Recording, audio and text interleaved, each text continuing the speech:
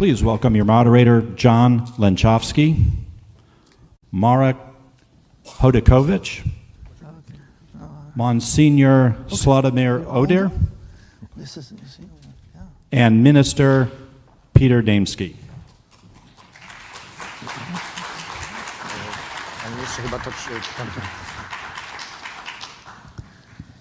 Good morning once again, ladies and gentlemen. It is my pleasure to introduce to you my colleague at the Institute of World Politics, Dr. Marek Hodakovich, who, in my estimation, is one of the most productive scholars. We always have a love fest. I love him. He's a Lord and Master. So, yeah. Marek is one of the most productive scholars on the whole subject of Central and Eastern European history and the history of Western civilization. And then, of course, I'm delighted to introduce Monsignor Slawomir Oder, who has been involved as the principal postulator for the case of the canonization of Pope John Paul, the Saint Pope John Paul II, and then again, we're delighted to have Minister Naimski with us. This panel is entitled "Be Not Afraid," and it addresses the whole question of how the peoples of the Soviet Empire, of Poland, of East Central Europe, and the inner empire, even within the Soviet Union, managed to gain their courage in the face of the repressive atmosphere of that type of a political system. And I'd just like to begin by observing that the communist governments were all illegitimate governments. None of them ruled with the consent of the governed. They all seized power by conspiracy, force, ruthlessness, deception, and incremental seizure of power, the progressive destruction of the traditional institutions of society, the subversion of those institutions by all sorts of means, not the least of which was the promotion of sexual libertinism in order to break down the family, in order to break down the stability of social relationships.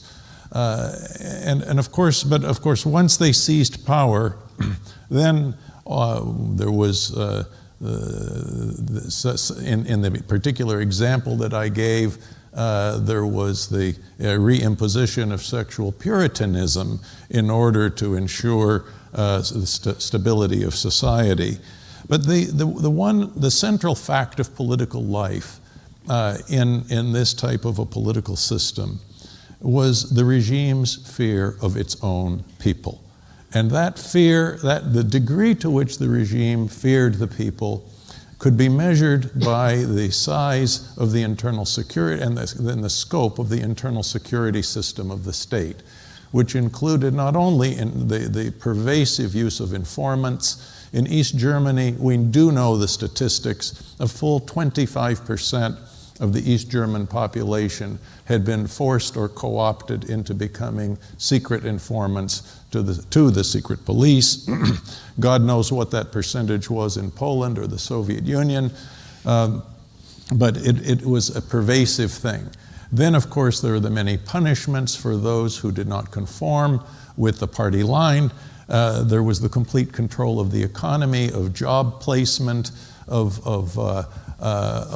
where you could reside. Inside the Soviet Union itself, you couldn't travel easily virtually from one town to another without having about 5 different documents in order: an internal passport, your trade union card, your draft card, residency card, and these other types of things. The complete control of the complete state monopoly of communications and information, and not to mention control of education, entertainment, all publishing, the jamming of foreign broadcasts, the hermetic sealing of the borders, and so on.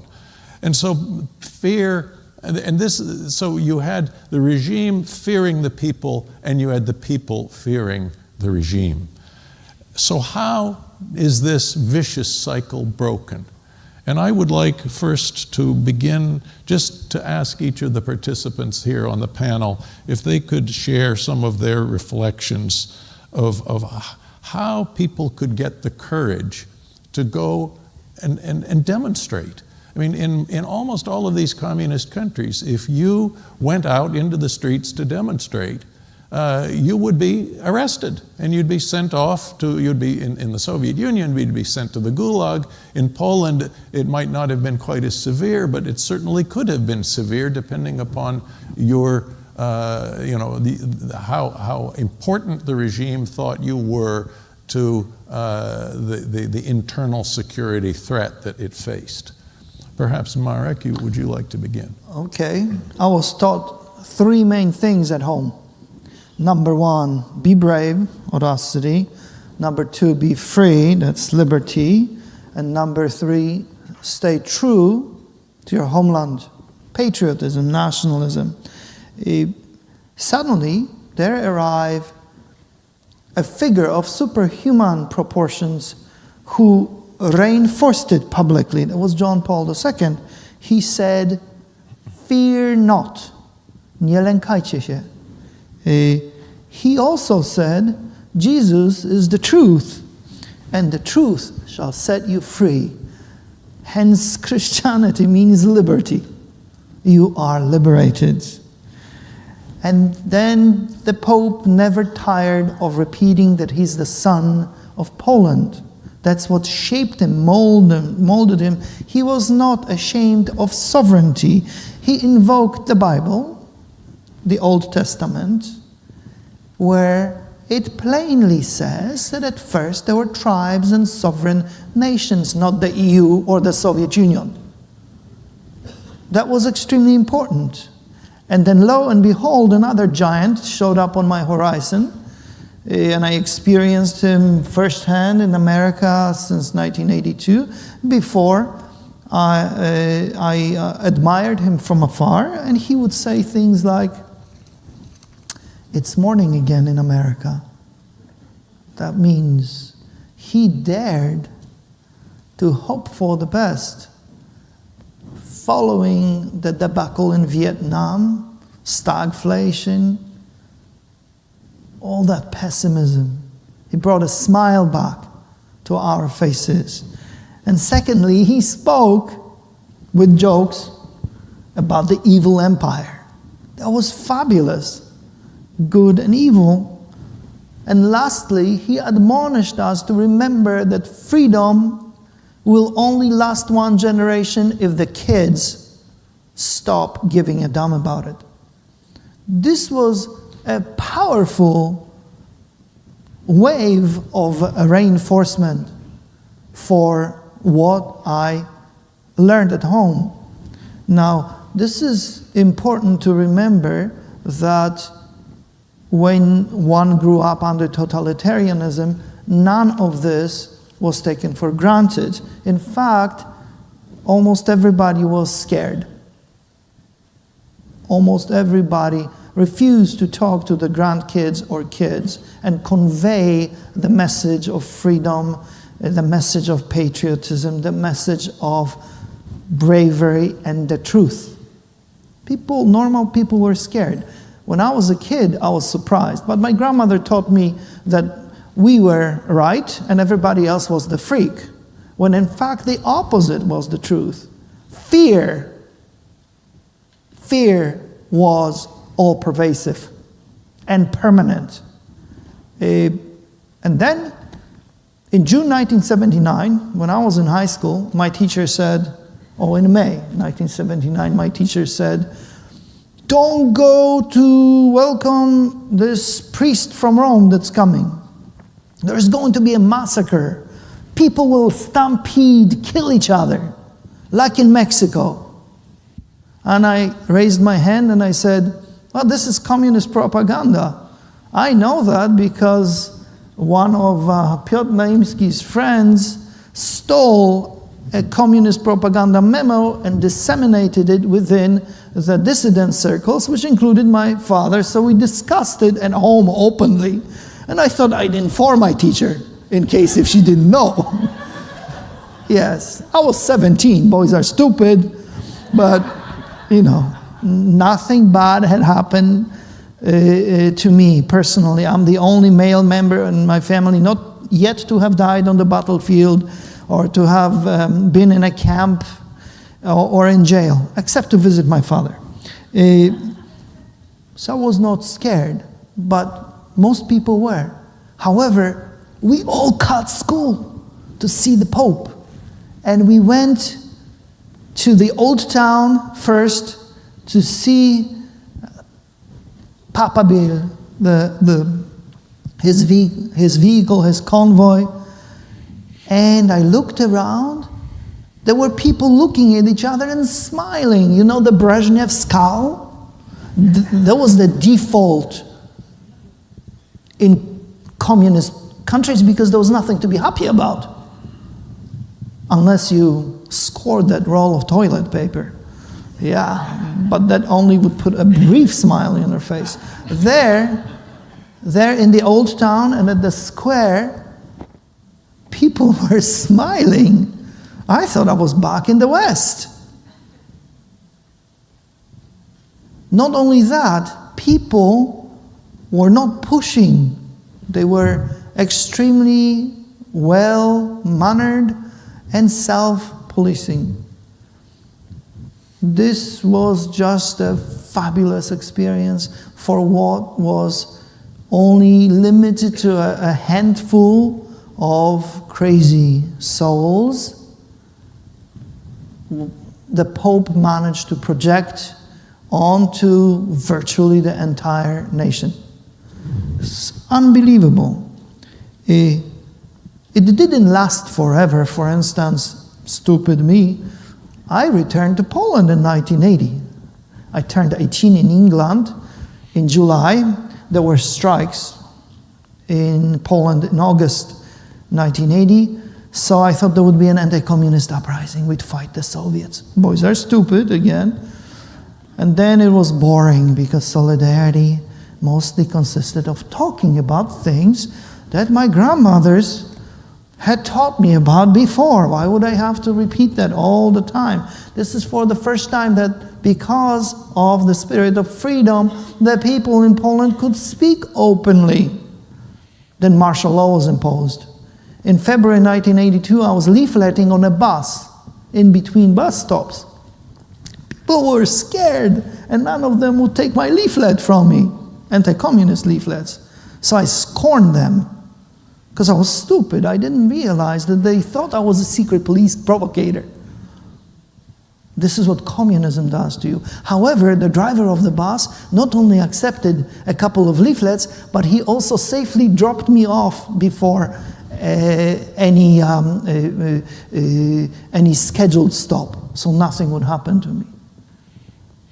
That means the seed had been planted, and people like the bus driver and others were the backbone of Solidarity and Independent Students' Union Underground. Yes. Then Ronald Reagan got me out of Poland, and I heard the same message in a free country. I was frankly surprised that usually me, in college in California, I shuffled between Berkeley and Stanford. I went to college at San Mateo, San Francisco State. I didn't like people burning the American flag. There were a few other students who didn't, but they didn't say anything. And I said to them, dudes, fear not. What the heck is your problem? They are the freaks, the ones burning the flag, not us. Respect is a must for the country. And so it went on. Anyway. That's a short version. Gentlemen? May I ask your reflections on If I may, I would like to recall my personal experience that I was living in the days. I was 18 when the Pope was elected, so I was in the moment of my life choices. I was thinking about the seminary. Well, Marek said about the atmosphere of fear that we were living before the election of Pope John II. And I can say that it was true. That was this atmosphere of scare, of being scared, of afraid. But I was living, it was before the famous words of John Paul II, "Be not afraid." I was living a moment of scare, and I was afraid when he was elected, because the enthusiasm that we were living in Poland at that moment so great that I was afraid to challenge all my life in the response to Christ for my vocation and to become priest. So I decided not to enter the seminary after the election of John Paul II, but to enter at university and just to make clear with my ideas. And I think that, well, it is something probably that can be read also in the general way, because in the moment of the election of John Paul II, I think at the beginning, when we were grown up in the fear and no hope atmosphere, we were afraid to have hope, because unexpectedly the hope opened behind us, and it was something unexpected. The hope. Well, John Paul II is called the witness to hope, and I think it is really the true name of him and his pontificate. I remember very well the moment when the Pope was arriving to Poland for the first time in 1979. Well, the symbol of this moment of the arrival was this burning with bells of the churches. You remember, of course. It was in all Poland, and the moment when the Pope was arriving, all bells in the church were belling. Yes, so it is something beautiful. But the most beautiful moment for me personally was just the mass that was celebrated, and we saw this part of the homily of the John Paul II in the Victory Square in Warsaw, when he said, when he invoked the Holy Spirit for us. It was the moment of charisma for Poland. But I think that in this moment, staying there, we could realize something that was really against the intentions of the regime. We could realize that we were a lot.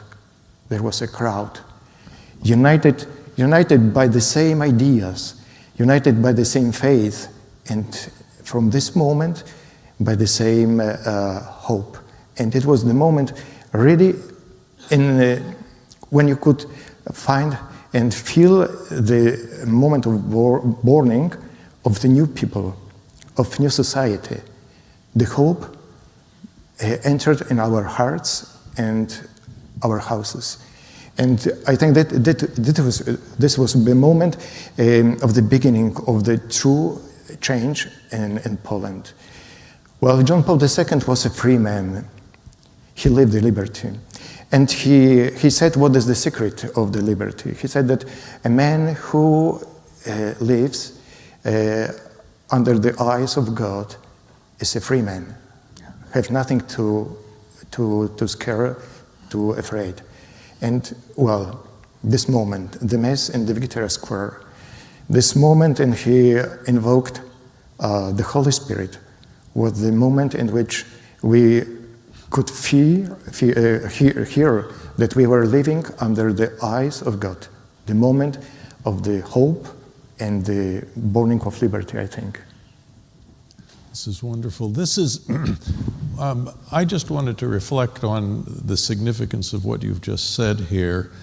The one of the key elements of totalitarian government is to create the atomization of society, where you separate all people from every individual from the rest of society, so that the individual stands alone against the all-powerful state.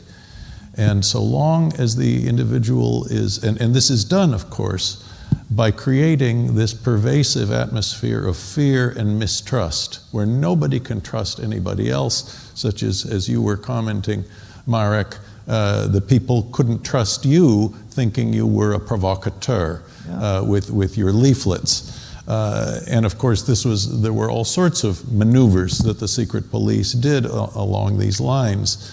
And so when people are isolated this way, it brings them into a psychological state of futile resignation, where the regime is basically telling you resistance to us is futile. And so the strategic challenge is to get people to escape somehow this psychological state of despair.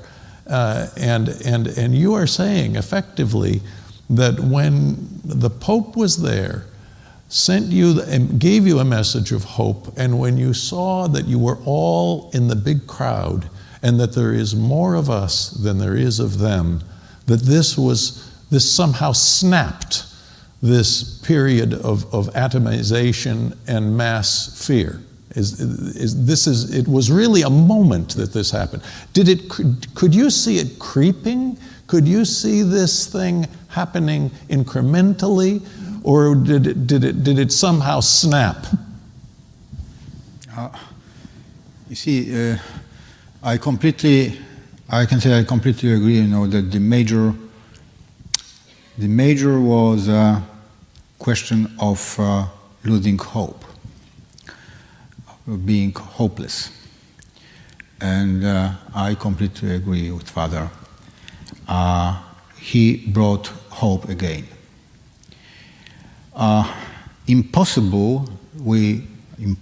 Many impossibilities we had that time. So impossible happened to be the reality after his election, because of his election. Nobody expected in Poland and all over the world that something like that could happen, and it happens. So once his election happened, all right, also Poland could be free, could be free country. And you see, they were number of us, not great number of us, before he came to Poland. Probably I agree with Marek, being stupid enough not to be afraid. Yeah, that's it. Or too young to be afraid, which is also, you know, I can tell you, when we started, I mean, me and my friends, we started this opposition to communist regime in Poland in early 70s, or when we organized this committee in support of workers after the riots in 76, we are persuaded by our parents and also grandparents who still remembered, you know, the experience of Second World War and after the war and 56 riots in Poland and in 70, that, you know, it could be really futile, and we shouldn't do it what we wanted to start, because we would be, you know, exiled or jailed or killed, or and they were afraid, scared about losing next young generation of Poles. So I remember that when I was, you know, being 20-something, you know, years old, I was approaching, you know, those heroes from Second World War because they were still alive. We knew them. And I wanted them to persuade to join us. And many of them, they were quite reluctant to do it because they were scared about us. Some of them did. And once this visit happened, all of that really changed.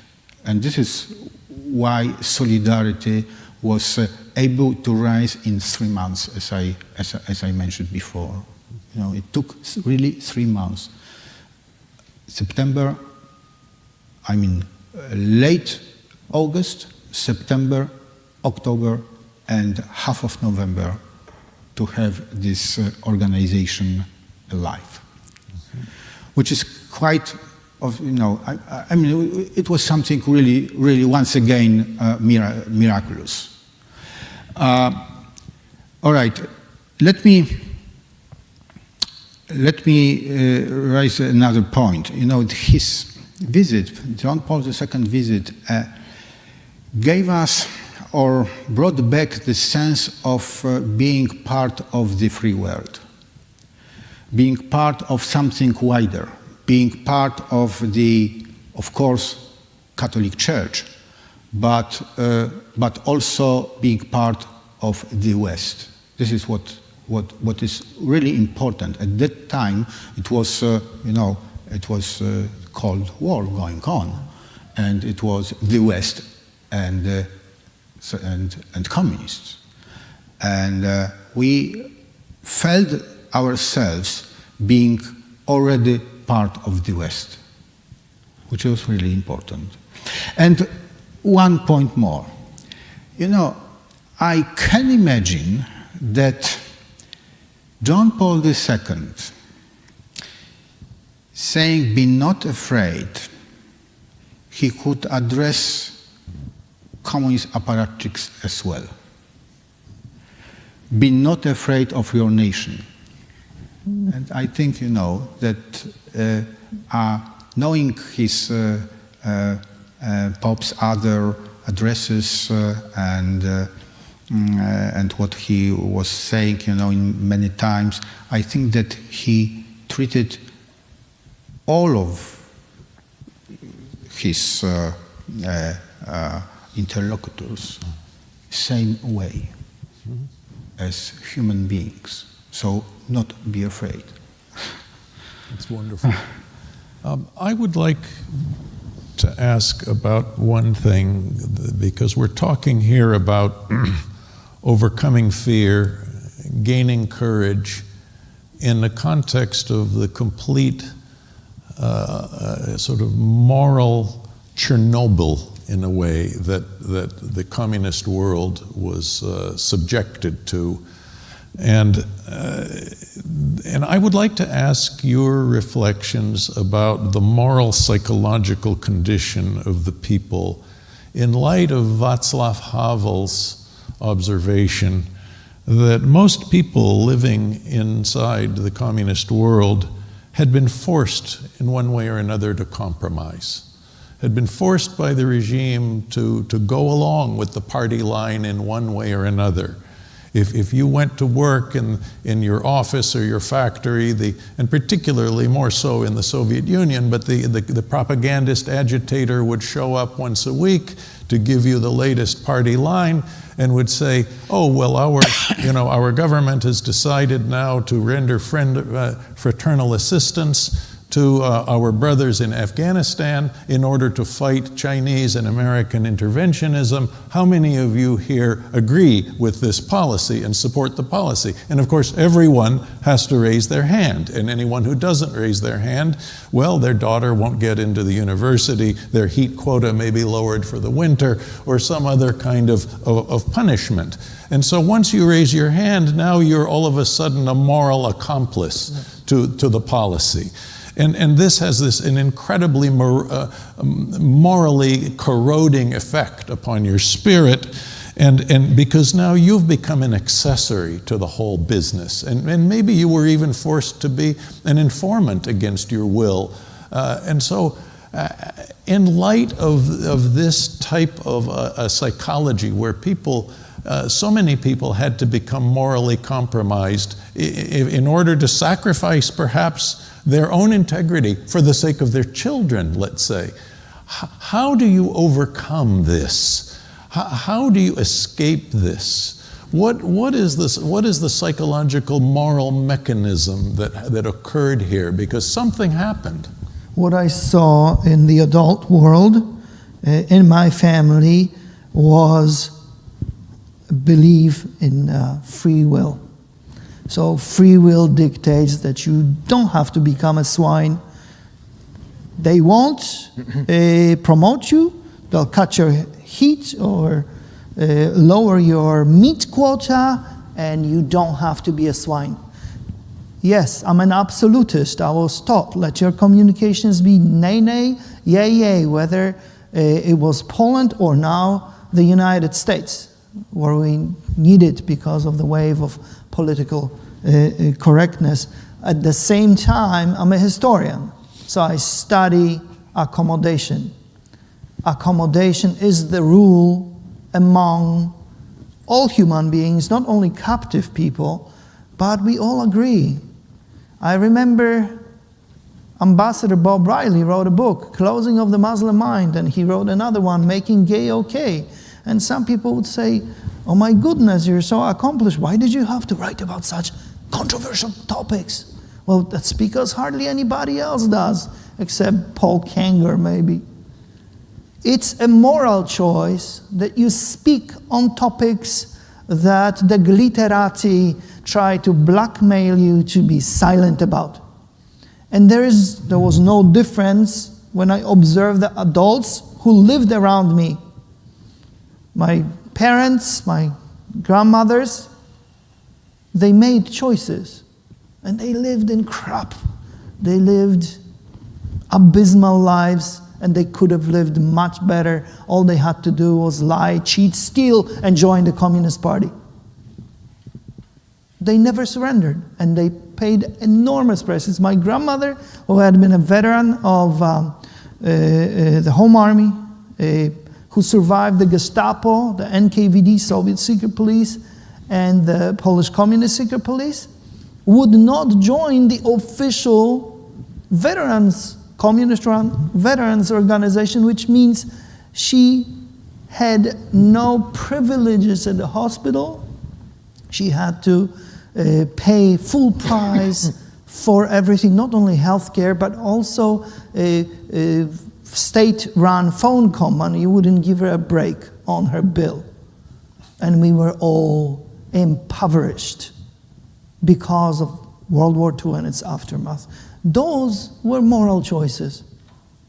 And I'm very proud of my family. Now I understand that we were freaks. Because most people, even some of our commanding officers would say, well, don't worry, sign some documents. You don't have to be a communist, but if you belong to this organization, your life will be easier. And by the way, keep quiet.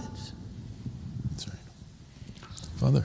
Well, I think that the problem you mentioned, of course, existed, but it is impossible to say that the majority of the society collaborated or make some choices against the morality. Well, Mark... Accommodated. Yes. They accommodated. That's well, not the same as collaboration. Yes. There's resistance, there's accommodation, and there's collaboration, willing collusion with evil. Very few did that. Yeah. Most simply wanted to survive. Yes, just survive. But it was not simple to survive. I think that at that time, and I remember it very perfectly from my experience, we had at least two spheres in which the liberty existed. It means the church. In the church, we all the time were free. And it was possible to say, also paying personally, as we remember, for example, the Father Popiełuszko, his example, he paid with his life. But it was possible to say the truth, and we felt free. Yeah. It was possible because of the presence of such bishops, such figures like Cardinal Wyszyński, like Yes. Cardinal Wojtyła. So it was one sphere of the liberty. And another one, of course, it was up to the personal situation, but it was family. And the family, we lived, yes, the memory of the freedom, the memory and the concrete situation of moral truths in our choices and our memory. I remember, of course, in the school, at the time I was a student, I was studying, and the history was something, history, not only history, literature. Well, it was the subject that was discussed and was possible to present it in different ways.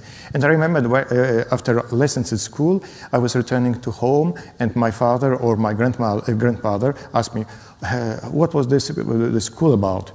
And I said, for example, about World War II. Well, and what the teacher said? He said this and this. Well, he said this, but you must remember that it was this way. So we have, I remember this moment just like a schizophrenic situation. We lived in the parallel worlds. It was the official world and was normal family world. It was translated in, also in our common language. At that time in Poland, we used to say they and we. When we were talking about the state of the government, they were, and we. Another situation. Really, the communism and the communist state was felt by the society like something strange. Alien. No. Yes, it was. It doesn't. It was not a part of our legacy, of our way, of our life. It was something strange, momentary. Well, this moment would be long or short, but it was something that doesn't make part of our life. So I think this two situations, the church and the family, with the memory of their freedom and the truth and morality, it is something that helps us to live. And private agriculture, the Of course. farmers illegally fed Yes. the cities. Of course, yes, that's true. Yes, that's what made Poland different. Private You see, property. What Father and Marek described, it was, it was a real fact of kind of a double reality, living in double reality, which wasn't easy, and it depended on individual character. Where was the border between those realities? And but you see, the border between collaboration and the rest, of course, existed. Asking this question, John, you touched the problem of decommunization in post-communist countries and revealing of secret informants and so on and so on. And those who were against such moves, which I personally, I thought that they were necessary, they argued against that, saying that, all right, everybody has been involved and we are all responsible. So what is the reason, to go to the past? Let's think about the future. There is no future without past and without responsibility for the past. So I believe, that I really think that this moral border, between those who collaborated, not necessarily being secret informant, but, for example, simply being, communist apparatchiks, people like that. So they were responsible, and we should think about their responsibility. The problem is sometimes deeper because you see, it touches Marek touched this side of the issue. It touches these days political correctness, because people are afraid. Today, people are very often afraid to stand and say what they think about certain issues. They are afraid of their colleagues, they are afraid of their superiors. They are not, there is no communist, there is no police regime, but there is something which is imposed upon us. And this is why what I tried, to touch in my speech, 1 hour ago. Yes. Political correctness is really an outgrowth of the Leninist doctrine of adopting the correct ideology and maintaining conformity with it. It was the vehicle of thought control and speech control, which would then be the vehicle to ensure party discipline and the conformity with the party line, so that in the first case the minority could seize power over the majority, and then later that same minority could rule. In fact, Lenin coined the term. Excuse me? Lenin coined the term. Yes. Political correctness. Yes. It's not politically correct, comrades. Follow me. Now, I would just like to ask one question that could be and may in some respects not be related to all of this, but I would like to have particular Monsignor's reflections of why Pope John Paul II was made a saint. It is very hard to explain in the few but minutes. It's really, necessary. You should. Yes. It's very simple. He made impossible things possible. That's called a miracle. Well, no, the truth that the church has a very, very hard and rigid rules, legal rules regarding the process of sainthood. Of course, the process of St. John Paul II was as a process about the virtues, heretical virtues of his life. And I can say that really he lived all his life making the choices that were very, very hard and sometimes impossible, humanly impossible, but it was possible because he was just a man of God. And I think that the secret of St. John Paul II was just that he was a man of God. It means that he lived his dialogue, the presence of God in his life. His life was open to the meta-historical dimension. And I think that, the message that he gave us was just this one: not limit our life to the temporary, historical, social, political analysis, but it is necessary to open our life just to the presence of somebody and something else. And it is possible so, in this way, to change what is humanly impossible. John Paul II was the man of faith, was the man of truth, was the man of hope, but essentially he was a man of God. So that is why he is sent. Terrific. Yeah. Thank you very much, Monsignor. Gentlemen, thank you for your wonderful contributions. Oh, good.